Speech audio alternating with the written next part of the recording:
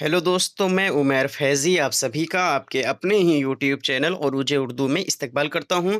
दोस्तों, जैसा कि आप सभी लोगों को पता है कि यूजीसी नेट जेआरएफ के लिए हम लोगों ने एक फ्री बैच स्टार्ट किया है, जिसमें आपको आज की टॉपिक सौतियात पढ़ाई जाएगी। यानी सौतियात को हम लोग कल ही शुरू कर दिए थे। आज हो सकता है सौतियात का एक पहलू हम लोग कंप्लीट कर दें।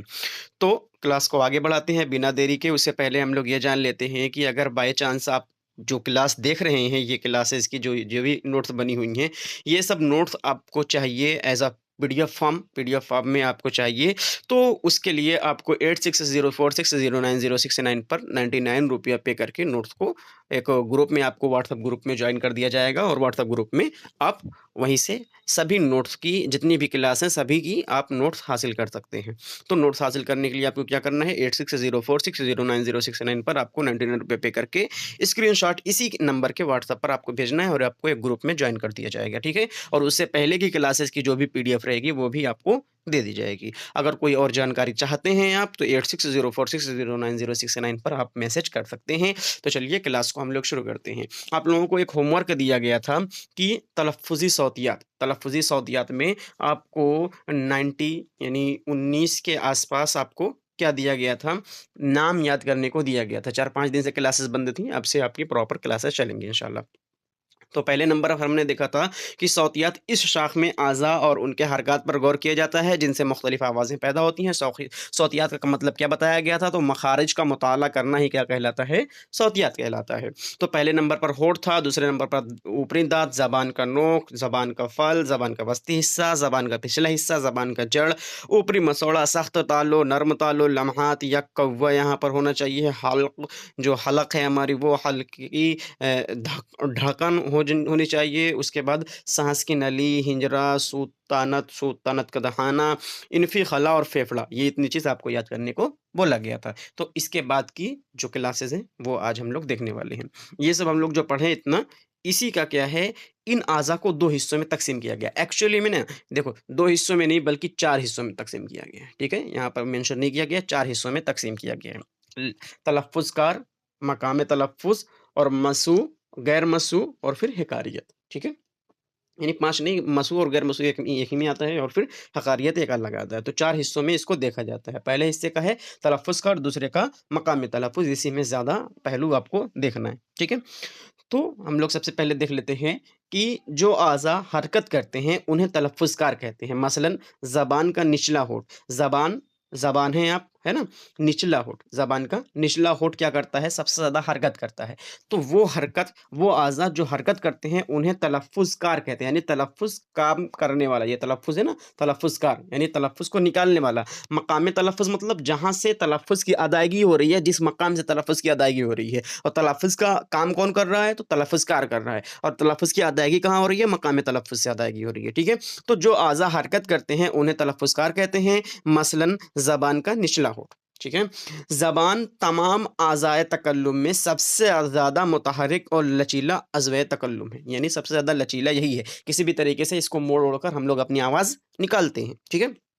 जो अज़ा जामिद रहते हैं और तकल्लुमकार, तलफ़्फ़ुज़कार यहाँ पर होना चाहिए था। जो अज़ा जामिद रहते हैं और तलफ़्फ़ुज़कार जिन अज़ा पर जाकर हवा में रुकावट डालते हैं, जो तलफ़्फ़ुज़कार हैं यानी तलफ़्फ़ुज़ का काम करने वाले जो लोग हैं, है ना? जहाँ से तलफ़्फ़ुज़ की आवाज़ें बनती हैं, वो लोग जहाँ पर जाकर आवाज़ों में रुकावट डालते हैं, वो क्या होता है, उसको मक़ाम तलफ़्फ़ुज़ कहते हैं। यानी जहाँ से जाकर हमारा क्या निकल रहा है, हमको पता ये चल रहा है कि कुछ आवाज़ें बाहर निकल रही हैं ना, मकाम तलफ़्फ़ुज़ जहाँ से आवाज़ आ रही है। तलफ़्फ़ुज़कार यानी तलफ़्फ़ुज़ बनाने वाला, आवाज़ बनाने वाला। तो तलफ़्फ़ुज़कार क्या हो जाएगा, जो अज़ा हरकत करते हैं, हरकत करके वो क्या बनाते हैं, तलफ़्फ़ुज़ बनाते हैं, और जहाँ से मुँह से हमारी आवाज़ें निकलती हैं वो मकाम तलफ़्फ़ुज़ हो जाता है। तो जो अज़ा जामिद रहते हैं और तलफ़्फ़ुज़कार जिन अज़ा पर जाकर हवा में रुकावट डालते हैं, जो तलफ़्फ़ुज़कार हैं हमारे ये, और वो हवा में जाकर रुकावट जहाँ पर डालते हैं और जो आवाज़ों की अदायगी में मुआविन साबित होते हैं, उन अज़ा को मकाम तलफ़्फ़ुज़ कहते हैं। उम्मीद है आपको समझ में आ गया होगा। तलफ़्फ़ुज़कार क्या होता है, तलफ़्फ़ुज़ काम करने वाला, जिसको हम लोग फ़ेल वगैरह कहते हैं, मज़दर वगैरह, है ना? तो तलफ़्फ़ुज़ क्या हो जाएगा? तलफ़्फ़ुज़कार यानी काम करने वाला, मकाम तलफ़्फ़ुज़ जहाँ से वो काम होकर निकल रहा है। तो काम काम करने वाला ज़बान हमारी रहेगी, है ना? कि ज़बान बहुत ज़्यादा हमारी काम करती है, बहुत ज़्यादा लचीली भी है ये, दाँत भी हमारा काम करता है ना? तो ये क्या हो जाएँगे? ये सब तलफ़्फ़ुज़कार हो जाएँगे। मकाम तलफ़्फ़ुज़ जिस जगह से हमारी चीज़ें निकल रही हैं, जैसे दाँत, होंठ और होंठ से मिलकर फा बनता है, फा, है ना? तो ये सब क्या हो जाएँगे? ये सब हमारे काम करने वाले और मकामी तलफ़्फ़ुज़ हो जाएँगे, ठीक है? उम्मीद है आपको समझ में आ गया होगा। तो बलफ़्ज़ अगर देखा जाए दीगर मकाम जहाँ तलफ़्फ़ुज़कार बाहर आती हवा में रुकावट का सबब बनते हैं, उस मकाम को मकाम तलफ़्फ़ुज़ कहते हैं। यहाँ पर जहाँ पर रुकावट बनती हैं, आवाज़ें जहाँ पर आकर, उसी को क्या कहते हैं? उसको हम लोग मकाम तलफ़्फ़ुज़ कहते हैं। उम्मीद है आपको समझ में आ गया होगा, ठीक है? अब देख लेते हैं कि उर्दू जो मुसम्मत है, उर्दू मुसम्मतों की अदायगी में 9 मुख्तलिफ़ मकामात पे रुकावटें डाली जाती हैं। जो मकामात पे रुकावटें डाली जाती हैं, जो हमने ये देखा कि जो आज़ा जामिद रहते हैं और तलफ़्फ़ुज़कार जिन आज़ा पर जाकर रुकावट डालते हैं, उनको क्या कहते हैं? उनको हम लोग मकाम तलफ़्फ़ुज़ कहते हैं और जो आवाज़ों की अदायगी में शामिल होते हैं, इन आज़ा को मकाम तलफ़्फ़ुज़ कहा जाता है। तो मकाम तलफ़्फ़ुज़ कितने बताए जाते हैं? इन मुसम्मतों की अदायगी में 9 मुख्तलिफ़ मकामात पर ये रुकावटें डाली जाती हैं। किसके जानिब से? तो तलफ़्फ़ुज़कार की जानिब से, ठीक है? तो 9 मकामात हैं ऐसा। तो पहले ये 9 मकामात हैं और 3 पार्ट में डिवाइड किया गया है। जैसे अलिफ़ वाला हो गया एक, अलिफ़ वाले में लबी हो जाएगा, नोक ज़बानी हो जाएगा और तीसरे वाले में क्या हो जाएगा? तीसरे वाले में तालुई हो जाएगा, ठीक है? तो तालुई में 4 आ जाएँगे, उसके बाद नोक ज़बानी में कितने आएँगे? 3 आएँगे और फिर 4, 3, 7 और लबी में 2 आएँगे। तो अब लबी क्या है कि लबी में 2 पार्ट दिए गए हैं, एक 2 लबी है, एक लबदंती है, ठीक है? 2 लबी है और लबदंती है। अब इसमें क्या हो जाएगा? 2 लबी में इसमें दोनों होठों से हवा को रोका जाता है। मसलन पे, बे, है ना? पे, बे। हम लोग जब पे बोलते हैं, बे बोलते हैं, तो हम न दोनों होठों को मिला देते हैं, अपने दोनों होठों को मिलाकर आवाज़ों को रोकते हैं और उसके बाद झटके से छोड़ते हैं। तो फिर ये क्या हमको मिलता है? तो हमको मिलता है पे, हमको मिलता है बे, है ना? ये सब क्या निकलता है? ये दोनों बिना दोनों होठों को हवा से रोके बिना आप पे, बे नहीं बोल सकते। बिना दोनों होठों को चाहे दोनों हाथ से पकड़ लीजिए और पे, बे नहीं बोल पाएँगे जब तक दोनों होठ आपके मिलेंगे नहीं। तो 2 लबी क्या हो जाएगा? 2 लबी इन दोनों होठों से हवा को रोका जाता है। मसलन जब हम लोग पे बोलते हैं, बे बोलते हैं वगैरह ऐसे लफ्ज़, ठीक है? उसके बाद लबदंती क्या होता है? इसमें निचले होठों से ऊपर के दाँतों पर हवा को रोका जाता है। निचला होठ आपका है, ऊपर के दाँत आप रोकेंगे। जैसे हम लोग बोलते हैं फे, है ना? फे। अब फ़ा जैसे इसको फे अगर नहीं बन रहा है तो फ़ा, है ना? तो ये जो हमारा निचले होठ हैं, नीचे के होठ हैं, उसके ऊपर के दाँत को जब हम लोग हवा को रोकते हैं इन दोनों का इस्तेमाल करके, तो हमको मिलता है फ़ा, ठीक है? हमको मिलता है फ़ा। इसको क्या बोलते हैं? इसको लबदंती बोलते हैं।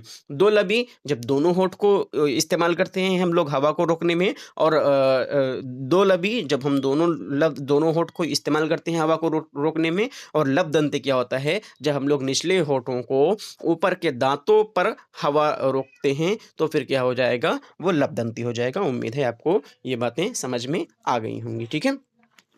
अब आ जाते हैं हम लोग कि नोक ज़बानी पर। अब ज़बान हो गया जैसे बहुत लोगों को ऐसा छाला वगैरह निकलता है, तो ज़बान के नोक पर ज़्यादा उनको तीखा लगता है ना? ज़बान की नोक पर उनको ज़्यादा तीखा लगता है, यानी ज़बान जो हो हमारी हो जाएगी उसके एकदम आगे वाला पार्ट जिसको कभी-कभी ऐसा खाना खाते वक़्त दब भी जाता है ना? आगे वाला एकदम नोक वाला हिस्सा, तो उसी को ज़बान का नोक कहते हैं। तो नोक ज़बानी, दंदानी इस्म ज़बान की नोक से अब इसमें क्या हो जाएगा? पहले नंबर पर दंदानी आ जाएगा, लस्वी आ जाएगा, माकूसी आ जाएगा, ठीक है? तो इसमें 3 आ जाएँगे। तो इसका तीसरा नंबर क्या रहेगा? यानी इधर से हम लोग देख रहे हैं 9 देखेंगे मुख्तलिफ तो पहला ये हो जाएगा, दूसरा ये हो जाएगा और तीसरा दंदानी हो जाएगा, ठीक है? दंदानी। इसमें यहाँ पर होना चाहिए था इसमें ज़बान की नोक से ऊपरी दाँत पर तनफ़्फ़ुसी बहाव, साँस की हवा को रोका जाता है। इस जो दंदानी क्या होता है? इसमें ज़बान की नोक से जो हमारी ज़बान का नोक है, उससे ऊपरी दाँत पर जो ऊपरी दाँत है हमारी, उसमें जो साँस का बहाव होता है, उसको रोका जाता है और इसको रोक कर हम लोग क्या बोलते हैं? तो हम लोग बोलते हैं ते। हम लोग क्या बोलते हैं? ते बोलते हैं, ते। ते।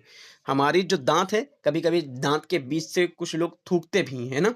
तो वही जो साँस की नली है, हमारी जो दाँत से निकलती है हवा, है ना? साँस का बहाव उसको बोलते हैं। तो हमारी जो ज़बान है, उससे जब हम लोग दाँत के बीच से रोक देते हैं उसके साँस के बहाव को, तो हमको क्या मिलता है? ते मिलता है। तो उसी को दंदानी बोलते हैं। और एक चीज़ आपको बता दें कि ये जो हर्फ़ दिए गए हैं ना, ये इस वजह से दिए गए हैं ताकि एग्ज़ाम्पल है आपके लिए, आप बोल कर देखिए। अगर आपको पढ़कर समझ में नहीं आ रहा है, तो आप बोल कर देखेंगे, आपको बखूबी समझ में आ जाएगा। ठीक है? उसके बाद देख लेते हैं लसवी। ज़बान की नोक और लसा यानी मसौड़ा, मसलन अंग्रेज़ी में टी, हम लोग अंग्रेज़ी में क्या बोलते हैं? टी। टी में क्या होता है? टी में जो हमारे मसूड़ा है, उससे हम लोग ज़बान की नोक से इस्तेमाल करते हैं। यानी जो हमारी ज़बान का नोक है, वो हम लोग मसौड़े पर लेकर आते हैं, तो हम लोग टी बोलते हैं, टी, है ना? अंग्रेज़ी ज़बान का टे जिसको बोलते हैं, वो टी। हम आप अपनी ज़बान पर गौर कीजिए कि आपकी ज़बान कहाँ जा रही है? टी। तो हमारा जहाँ से दाँत निकला हुआ है ना, दाँत, मसौड़ा, उस पर हम लोग अपनी ज़बान की नोक को लेकर जाते हैं और अंग्रेज़ी में हम लोग क्या बोलते हैं? टे या टी बोलते हैं, ठीक है? अब फिर आ जाता है माकूसी। इसमें ज़बान की नोक ऊपर होकर नीचे की तरफ मुड़ती है ना? ऊपर जैसे कुछ लोग ऐसा बोलते हैं ना कि सीटी बजाना किस तरीके से सीखा जाए, तो ये क्या हो जाएगा? वही सीटी वाला इस्तेमाल हो जाएगा कि ज़बान को पहले आगे लेकर आओ, ऊपर ऊपर मोड़ो, उसके बाद फिर दोनों दोनों उँगली रखकर बजाओ, है ना सीटी? तो वही वाला ये है माकूसी।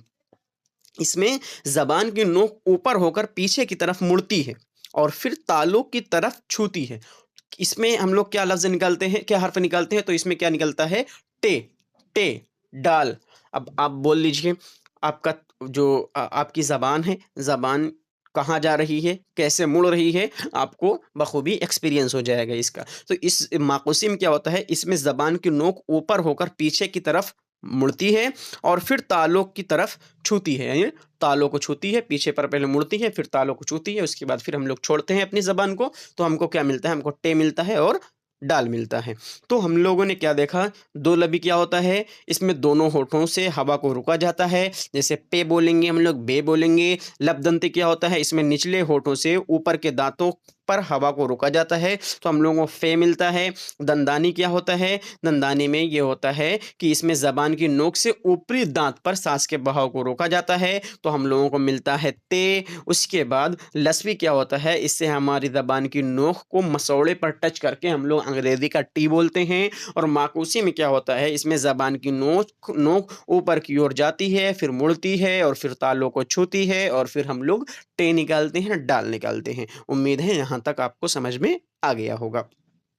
अब आ जाते हैं तालुई पर। तालुई, जैसे हम लोगों के ने यहाँ पर देखा कि लबी हो गया, ये लब से रिलेटेड है, ज़बानी हो गया, नोक ज़बानी, ये नोक ज़बान से रिलेटेड है। वैसे तालुई देख लेते हैं, तालुई। तालुई इसमें छठे नंबर पर तालुई ही है, ठीक है?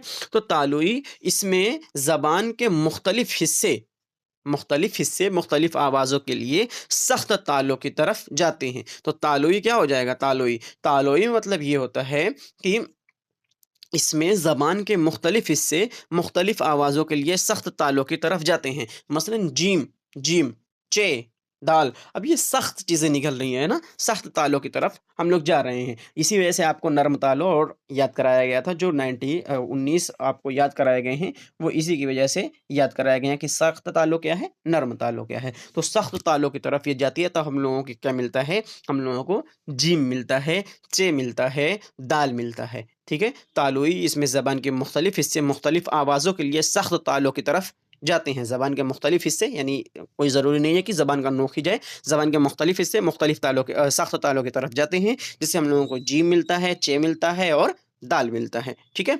उसके बाद ग़साई। ग़साई मतलब क्या होता है कि ज़बान का पिछला हिस्सा, जो जैसे ज़बान का पिछला हिस्सा और नर्म तालु, जैसे कि ग काफ़ और गाफ़। जहाँ से हमारी ज़बान निकली हुई है, उससे आगे का जो हिस्सा है, थोड़ा-सा जो नर्म रहता है, उसको हम लोग क्या बोलते हैं? उसको हम लोग गसा बोलते हैं, गसाई, ठीक है? जहाँ से ज़बान निकली हुई है, उससे थोड़ा-सा आगे का जो नर्म तालु रहेगा हमारा, उसी को गसा बोलते हैं। तो गसाई ज़बान का पिछला हिस्सा और नर्म तालु, जैसे इससे क्या बनते हैं? इससे काफ़ बनते हैं और गफ बनते हैं, ठीक है। उसके बाद क्या हो जाएगा, उसके बाद आता है लिहाती। लिहाती क्या होता है, इसमें जबान का पिछला हिस्सा और कौवा, कौवा जो होता है ना, ऐसे जबान आप कोई बहुत बड़ा ऐसा मुंह फैलाए तो उसमें दिखता है कौवा रहता है ना, तो कौवा मिलकर हवा को रोकते हैं। इसमें क्या होता है लिहाती में, इसमें जबान का पिछला हिस्सा और कौवा मिलकर हवा को रोकते हैं। तो इसमें क्या बनता है, कफ बनता है, कफ। ये कौवे से निकल रहा है, कौवे से, है ना। तो इसमें ज़बान का पिछला हिस्सा यानी जहाँ से ज़बान हमको दिखाई दे रही है वो हिस्सा, और फिर हमारा कौवा मिलकर क्या बनाते हैं, काफ बनाते हैं। तो ये दोनों हवा को मिलकर रोकते हैं। उसके बाद क्या हो जाएगा, हल्की। हल्की में इसमें सोतानत बंद होकर हवा को रोकते हैं। इसमें अरबिक का जब हम लोग ऐन पढ़ते हैं, ऐन, तो ये क्या हो जाएगा, सोतानत बंद होकर हवा को इसमें रोकते हैं। तो अभी तक हमने क्या देखा, दो लबी दोनों होठों से हवा को रोका जाए, पे और बे वगैरह हर्फ बनेंगे। लब दंती में क्या हो जाएगा, निचले होठों से ऊपर के दांतों को रोका जाता है, ऊपर के दांतों में हवा को रोका जाता है, तो हम लोगों को फा बनता है। दंदानी में क्या हो जाएगा, इसमें जबान की नोक से ऊपरी दांत पर सांस के बहाव को रोका जाता है, तो हमको बनता है ते। और लसवी क्या हो जाएगा, जबान की नोक और लसा यानी मसौड़ा को पर इस्तेमाल करते हैं हम लोग, जबान की नोक और मसौड़ा का, तो हम लोगों को अंग्रेजी का टी बनता है। माकूसी क्या हो जाएगा, इसमें जबान की नोक ऊपर होकर पीछे की तरफ मुड़ती है, फिर तालु को छूती है, और फिर हम लोगों को उर्दू का टे और डाल मिलता है। वहीं पर तालुई में जब हम लोग आ जाएंगे, तो तालुई में इसमें ज़बान के मुख्तलिफ हिस्से मुख्तलिफ आवाज़ों के लिए सख्त तालों की तरफ जाते हैं, तो हम लोगों को जीम और चे और दाल मिलता है। गसाई क्या हो जाएगा, ज़बान का पिछला हिस्सा और नर्म तालों जैसे काफ और गाफ। लिहाती क्या हो जाएगा, इसमें ज़बान का पिछला हिस्सा और कौवा मिलकर हवा को रोकते हैं, तो इसमें हम लोगों को क्या मिलेगा, बड़ा काफ मिलेगा, ठीक है। उसके बाद क्या हो जाएगा कि हल्की, इसमें सोतानत बंद होकर हवा को रोकते हैं, मसलन अरबी का एन। सिंपल है, बस आपको थोड़ा सा यहाँ पर ध्यान देना है, ठीक है। ये हो गया हमारा ख़त्म। जो हमारा लबी वाला सिस्टम था, जो हमारा, वो कंप्लीट ख़त्म हो चुका है, ठीक है। यानी जो हमारी लबी थी, लबी नोक ज़बानी, जिस तरीके से हम लोग अदा हो रही है, जिस तरीके से हमारा अदा हो रहा है तलफ़्फ़ुज़, वो हमने देख लिया। अब क्या चीज़ है कि जिस तरीके से हमारा अदा करने का सिस्टम है, वो हमने देख लिया है। अब अदा करने के तरीके जो रहेंगे, उसको हम लोग देखने वाले हैं, ठीक है। तरीक़े अदायगी, ठीक है? कि हम लोग देखने वाले हैं तरीक़े अदायगी या तर्ज़ तलफ़्फ़ुज़ जिसको बोलते हैं। तो तरीक़े अदायगी यानी ये अदा करने का तरीका है, वो सब काम करने वाले लोग थे, अब ये अदा करने वाले लोग हैं, ठीक है? तो तरीक़े अदायगी की इस्लाह रुकावट के इस अंदाज़ की निशानदेही करती है, जिसके बिना पर आवाज़ों की अदायगी होती है। आवाज़ों के तरीक़े अदायगी वो आम तौर से मुंदरजा ज़ेल 7 किस्मों में की जाती है। तो अभी तक हमने क्या देखा था? ये जो आज़ा को हमने देख लिया, जो काम कर रहे हैं, ये सब जो आज़ा थे, इनको किस तरीके से 9 मुख्तलिफ़ मकामात पर देखे थे हम लोगों के कि 9 अलग-अलग तरीके से ये अपने काम करते हैं, है ना? तो उसमें क्या हो जाएगा, लबी हो जाएगा, नोक ज़बानी हो जाएगा, तालुई हो जाएगा। उसके बाद तरीक़े अदायगी में हमने क्या देखा कि आवाज़ों के तरीक़े अदायगी ये आम तौर से मुंदरजा ज़ेल 7 किस्मों में तक़सीम किया जाता है इसको। पहले नंबर पर बंदिशी है, दूसरे नंबर पर इनफ़ी, सफ़ीरी, पहलवी, इर्तिआशी, ठपकदार और नीमसी। नीम मुसम्मत यहाँ पर होना चाहिए था, नीम मुसम्मत, ठीक है? अब देख लेते हैं एक-एक करके इनको। बंदिशी सबसे पहले बंदिशी है, तो बंदिशी को सबसे पहले देखेंगे। बंदिशी तरीक़े तलफ़्फ़ुज़ वो तरीक़े तलफ़्फ़ुज़ है जिसमें बाहर आती हुई हवा को किसी मकाम तलफ़्फ़ुज़ पर लम्हे भर के लिए रोका जाता है। तो बंदिशी क्या हो जाएगा? बंदिशी ये हो जाएगा कि जो भी हवा आ रही है, वो मकाम तलफ़्फ़ुज़ पर लम्हे भर के, अब ये सब मकाम तलफ़्फ़ुज़ चल रहा है, जहाँ से आवाज़ें निकल रही हैं। कार तलफ़्फ़ुज़ ख़त्म हो गया, यानी तलफ़्फ़ुज़ के जो काम करने वाले लोग थे, वो ख़त्म हुए। मकाम तलफ़्फ़ुज़ अब चल रहा है, ठीक है? तो बंदिशी तरीक़े तलफ़्फ़ुज़ वो तलफ़्फ़ुज़ है, जिसमें बाहर आती हुई हवा को किसी मकाम तलफ़्फ़ुज़ पर लम्हे भर के लिए रोका जाता है। बाहर आती हुई हवा को रोकने का अमल तलफ़्फ़ुज़ करदा आवाज़ की बंदिशी आवाज़ बनाता है। ज़बान में बंदिशी आवाज़ को रोकने का अमल, बंदिशी रोकने का अमल मुतलफ़्फ़ुज़ करदा आवाज़ की बंदिशी आवाज़ बनाता है। उर्दू ज़बान में बंदिशी आवाज़ों की कुल तादाद 21 है। ये बंदिशी आवाज़ें मुतअद्दिद मकामात से अदा हो सकती हैं। उर्दू में पे, था, बा, भा जो मुरक्कब हरूफ होते हैं, वही हैं हमारे क्या हो जाएँगे, बंदिशी हो जाएँगे, और इसमें काफ़ को भी लिया जाता है। ठीक है? का शुमार बंदिशी आवाज़ों में होता है, क्योंकि इन तमाम आवाज़ों की अदायगी बाहर आती हुई हवा को मुतअद्दिद मकाम पर रोक कर की जाती है, यानी बंदिश लगा दी जाती है आवाज़ों की। जैसे फा बोलेंगे तो इस पर बंदिश लगाई जा रही है, टे बोलेंगे इस पर बंदिश लगाई जा रही है, था ठा बोलेंगे इस पर बंदिश लगाई जा रही है, चे बोलेंगे इस पर बंदिश, मतलब जहाँ पर बंदिशें लगाई जा रही हैं थोड़े मकाम के लिए रोका जा रहा है, उसी को हम लोग बंदिशी बोलेंगे, ठीक है। उसके बाद इनफी तरीके तलफ़ुज़, अगर सांस की हवा को मुंह में किसी जगह मुकम्मल तौर से रोक दिया जाए तो इनफी आवाज़ें बनती हैं। मुकम्मल तौर से यहाँ पर सिर्फ थोड़ी लम्हे भर के लिए रोका जाता था और यहाँ पर मुकम्मल तरीके से रोका जाएगा। मसलन अगर हवा लिसा यानी मसौड़ा पर रोकी जाए तो नून की आवाज़ें बनती हैं, यानी हवा अगर मसौड़े पर रोक दें हम लोग तो नून की आवाज़ें बनती है। वहीं पर और इस इनफी मुसम्मत को, यानी इनफी मुसम्मत को क्या कहते हैं? लसवी मुसम्मता कहते हैं। इनफ़ी मुसम्मत की 2 किस्में होती हैं, ठीक है? एक होता है दो लबी इनफ़ी मुसम्मत और एक लसवी मुसम्मत, ठीक है? तो अगर हवा मसौड़े पर रोकी जाए तो नून की आवाज़ बनती है और इसको लसवी मुसम्मत कहते हैं। वहीं पर अगर हवा होठों पर रोकी जाए तो मीम बनते हैं और इस इनफ़ी मुसम्मत को क्या कहते हैं? दो लबी इनफ़ी मुसम्मत कहते हैं। तो लसवी मुसम्मत और दो लबी इनफ़ी मुसम्मत ये किसका पार्ट है? तो इनफ़ी तरीक़े तलफ़्फ़ुज़ का पार्ट है, ठीक है?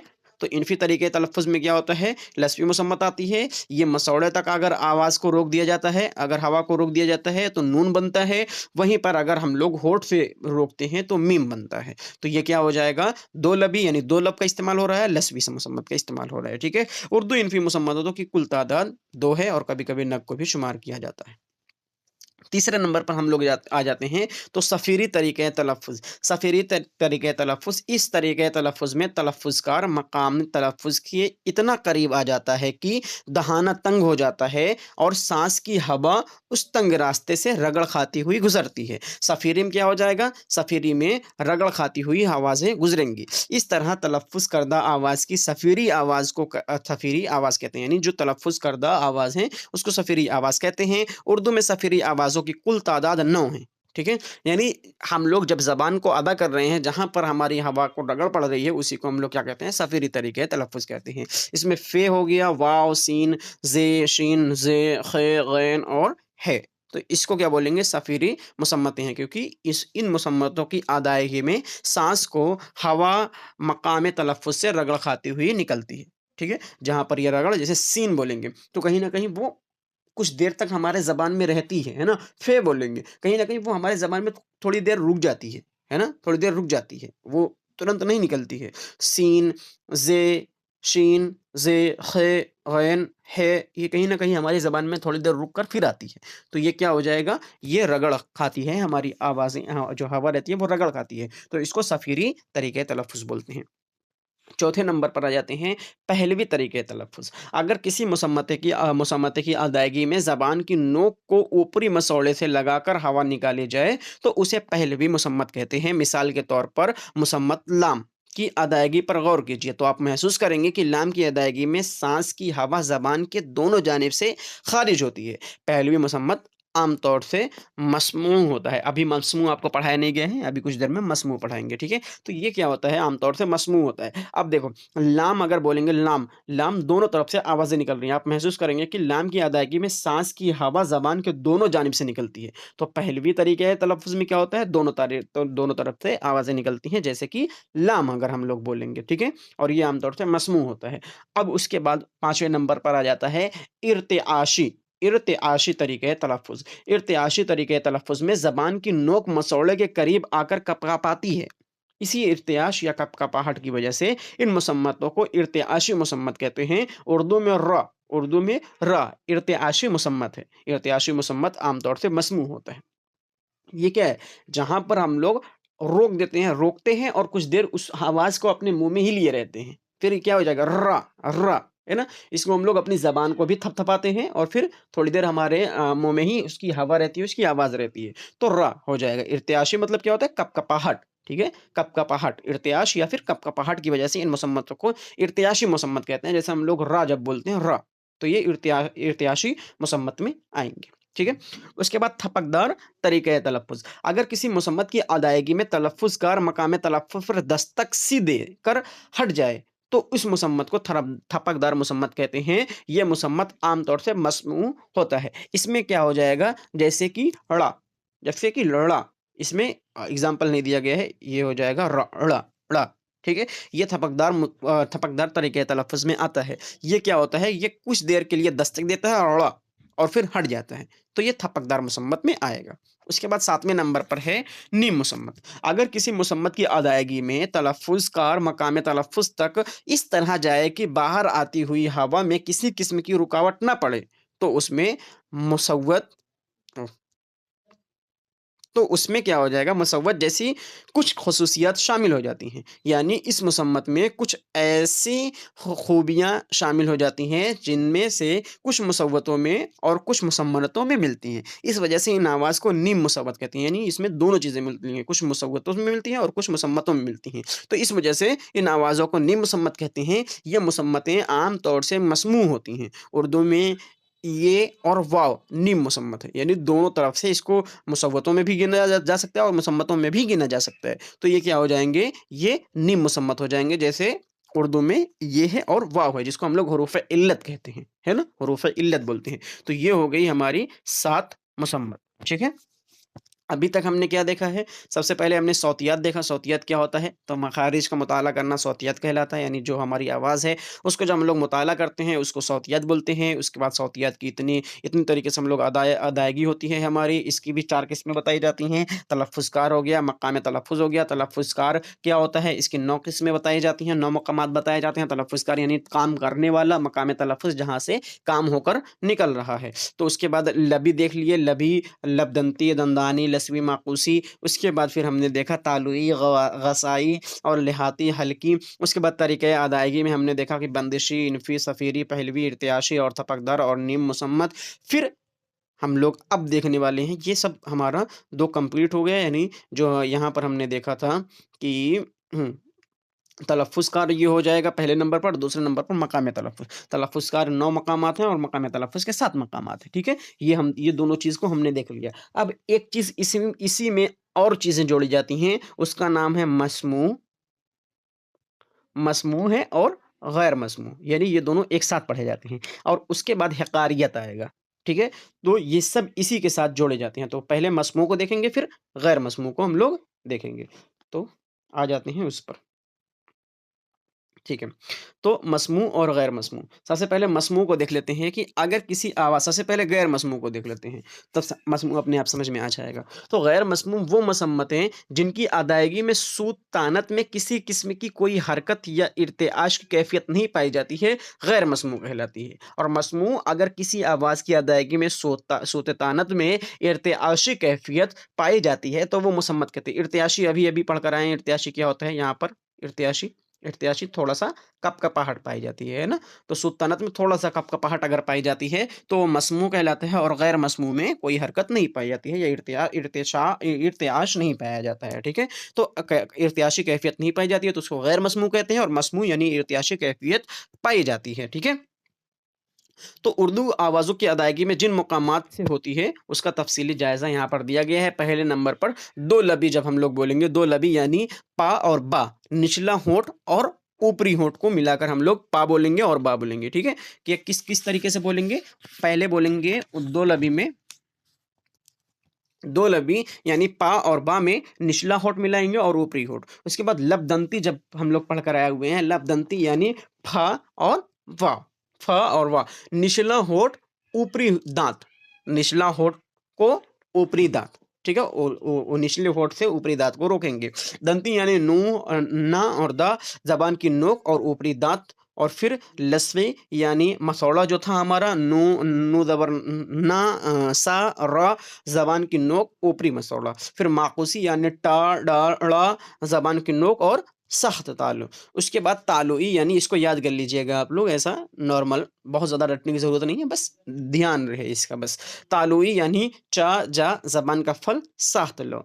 गसाई यानी काफ और गाफ ज़बान का पिछला हिस्सा और नर्म तालु। लहाती यानी हमारा क्या हो जाएगा, जो कव्वा से मिलकर बनाते हैं, यानी काफ ज़बान का पिछला हिस्सा और कव्वा लुहान। हल्की यानी ह और जो बड़े है हमारा ह, तो सुत्तानत और सुत्तानत ये दोनों मिलाकर हम लोग क्या बनते हैं, हल्की बनाते हैं। समझ में आ गया आपको? ये हो गया हमारा जो मस्मू और गैर मस्मू और किस तरीके से हमारी आवाज़ें बनती हैं। उम्मीद है आपको यहाँ तक सब चीज़ एक-एक चीज़ पॉइंट क्लियर है। अगर आपको समझ में नहीं आया हो, जैसे ये बहुत टफ का टॉपिक है, जल्दी समझ में नहीं आता है, तो रिवीज़न इसके लिए बेहद ज़रूरी है। एक बार वीडियो देख लीजिए, उसके बाद फिर जब दूसरी बार देखेंगे, तो फिर आपको समझ में आ जाएगा और फिर इंशाअल्लाह जैसे ही ये कंप्लीट होगा, तुरंत आपका मॉक टेस्ट लगा दिया जाएगा, तो अच्छी तरीके से आपका रिवीज़न भी हो जाएगा। अब हक़ारियत को देखने के लिए, अगर किसी मुसम्मत की अदायगी में मुँह से ख़ारिज हवा की झोंके में इज़ाफ़ा कर दिया जाए, तो उस मुसम्मते को हक़ारी मुसम्मत कहते हैं। गोया हक़ारत वो तरीक़ेकार है, जिसमें मुँह से बाहर आती हवा में इज़ाफ़ा कर दिया जाता है। यानी मुँह से जो बाहर आ रही है हवा, उसमें इज़ाफ़ा कर दिया जाता है। उसी की वजह से मुसम्मते की शक्ल में वाज़ेह तब्दीली पैदा हो जाती है। इसकी मज़ीद वज़ाहत के लिए बे और भा के फ़र्क पर गौर कीजिए। हम लोग बा बोलते हैं, या बे बोलते हैं ना, बा और भा, हम लोग अंदर से फ़ोर्स कर रहे हैं। हम लोग अंदर से क्या कर रहे हैं? फ़ोर्स कर रहे हैं। बे और भा के फ़र्क पर गौर कीजिए। बा की तलफ़्फ़ुज़ में हवा के झोंके में इज़ाफ़ा नहीं किया जाता है। हम लोग फ़ोर्स नहीं लगा रहे हैं हवा के झोंके पर, हम लोग सीधे-सीधे बोल दे रहे हैं बा। लेकिन हम लोग जब भा बोलेंगे, तो उसमें क्या हो जाएगा, उसको हवा के झोंके में हम लोग इज़ाफ़ा करने की कोशिश कर रहे हैं। अंदर से हम लोग क्या कर रहे हैं? फ़ोर्स लगा रहे हैं।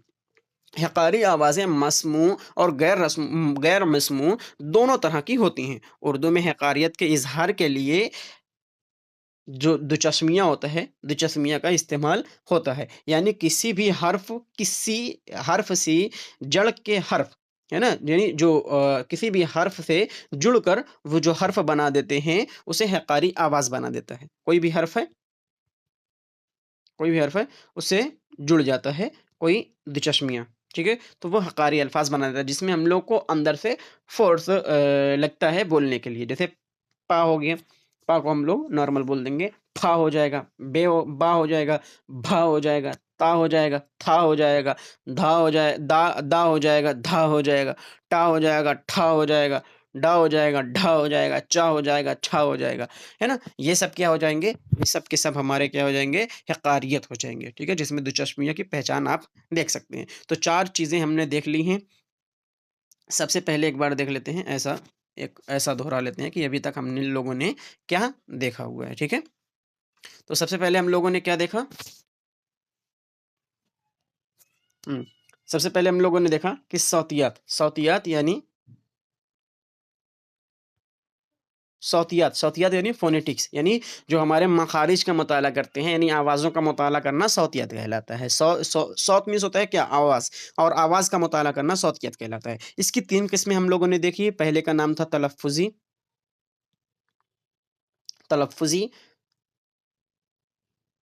ओह!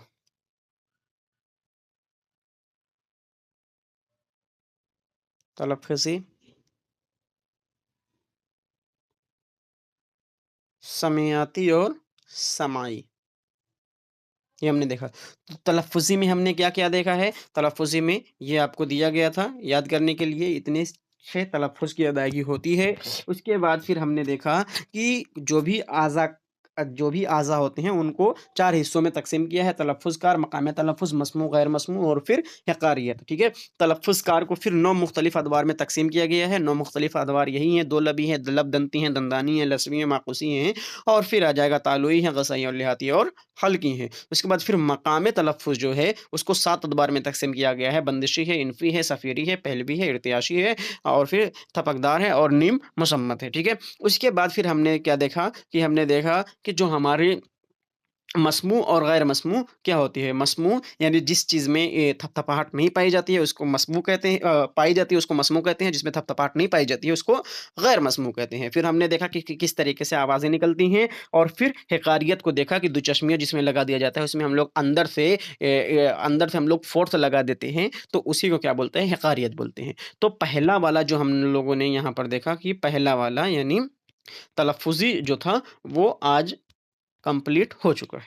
तलफ़्फ़ुज़ी जो था वो आज हमारा कंप्लीट हो चुका है। अब कल की क्लास में हम लोग क्या पढ़ने वाले हैं, तो कल हो सकता है आपका मॉक टेस्ट लगा दें या फिर जैसा भी रहेगा, समयाती हो सकता है हम लोग पढ़ें या फिर मॉक टेस्ट लगा दिया जाएगा, ठीक है? समयाती हो सकता है पढ़ें या फिर जो ऐसा रहेगा कल की क्लास में देखेंगे। हो सकता है समयाती की टॉपिक आपकी कल पढ़ाई जाए और जो लोग नए जुड़े हुए हैं उनको बता दें कि आप हमें इंस्टाग्राम पर भी फॉलो कर सकते हैं, टेलीग्राम पर ग्रुप का लिंक है उरुजे उर्दू के नाम से नीचे डिस्क्रिप्शन बॉक्स में दिया गया होगा। व्हाट्सएप पर अगर आप जुड़ना चाहते हैं तो 8604609069 पर आपको 99 रुपया पे करना होगा और फिर आपको जब तक ये 6 से 7 महीना क्लासेस चलेंगी तब तक आप फ्री में जितने भी नोट्स रहेंगे सबको हासिल कर सकते हैं। नोट ग्रुप में भेज दी जा रही है और आप किस तरीके से जॉइन होंगे तो इसी पर 99 रुपया पे करके इसी के व्हाट्सएप पर आपको स्क्रीनशॉट भेजना रहेगा, आपको ग्रुप में जॉइन कर दिया जाएगा और उससे पहले की जो भी क्लासेस रही होंगी सब की सब पीडीएफ आपको दे दी जाएगी। तो फिर मिलते हैं किसी अगली क्लास में। शाद रहिए, आबाद रहिए, खुश रहिए, जिंदाबाद रहिए। खुदा हाफिज़।